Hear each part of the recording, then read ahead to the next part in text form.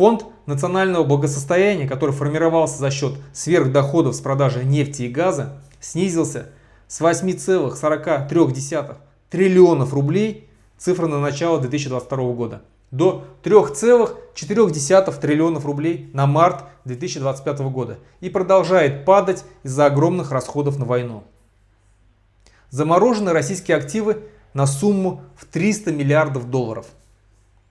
Гигантские, некогда суперприбыльные компании, такие как «Газпром» и «Роснефть», теперь стали убыточными.